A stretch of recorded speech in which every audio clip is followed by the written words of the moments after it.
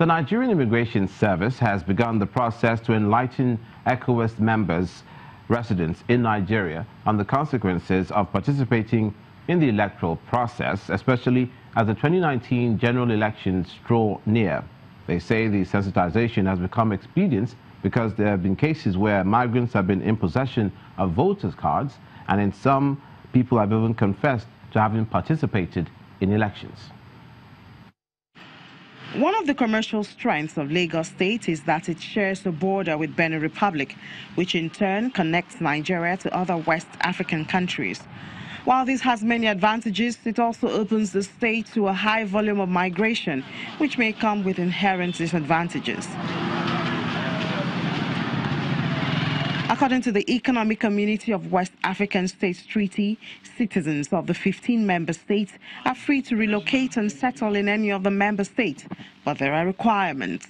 When the ECOWAS people entered Nigeria, they have no means of livelihood. They go to a completed business, telling us that they want to stay and work. We see some voters' card from St. Bernardus. Because of proximity of our state, they are very close to us in Semen and the Jiroko border. They quickly went to the voter center. They registered their name. Some of them claimed that they voted in the last election. The communities, which include Niger Republic, Senegalese, Mali, Ghana, Togolese, and others, agree that because of the physical similarities with Nigerians, many have ignorantly participated in the process. But enlightenment is on. Banking issue and other things, they will go and do immigration, electoral card and all those things. But by the grace of God, we have organized ourselves in so much. We are now represented in 19 states in Nigeria as communities. And we have coordinators all around. So we let them know that they should lecture our people, not should be involved in Nigeria election and all those things.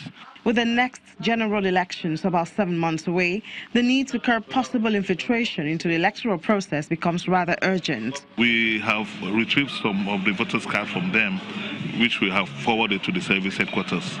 It's an ongoing exercise, because some of them may not be aware that they are not supposed to hold those cards.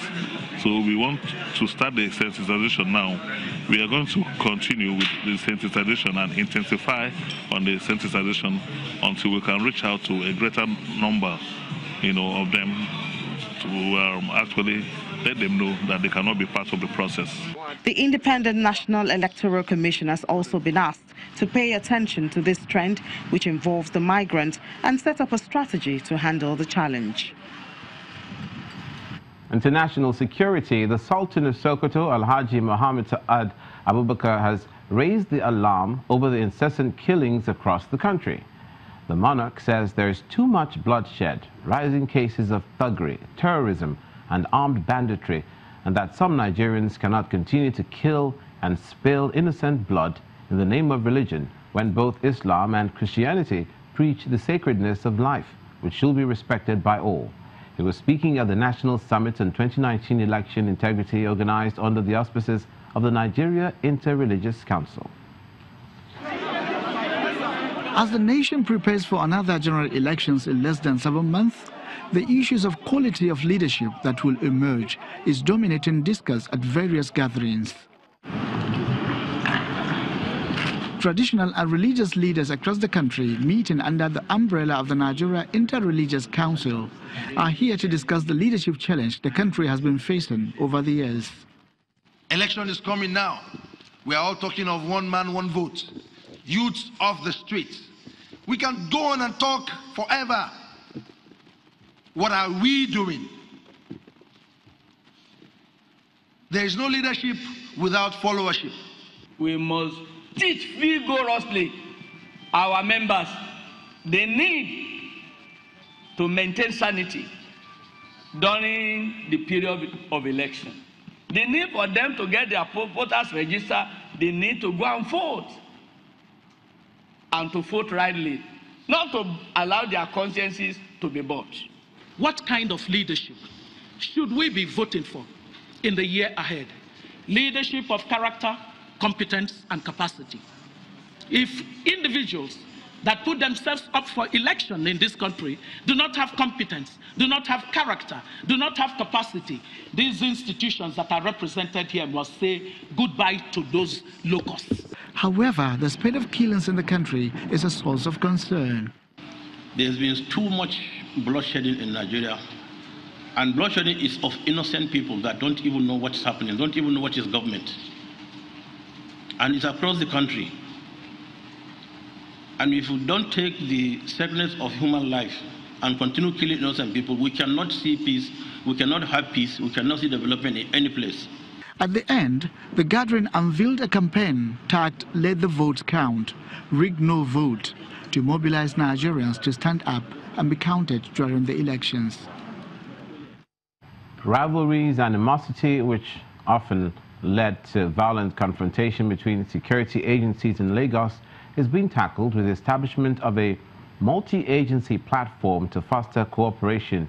While addressing the meeting, the General Officer commanding 81 Division of the Nigerian Army, Major General Onobong Udo, highlighted the gains of synergy in curbing crime in the state. Various security agencies, including the police, the Navy, Air Force, LASMA, Civil Defense Corps, were represented at the meeting. By the undeniable symbolism of our revered presence and assemblage here today, we have mutually agreed to the replication or establishment of this platform, multi-agency launch and happy hour here in Lagos State. I believe I speak your minds.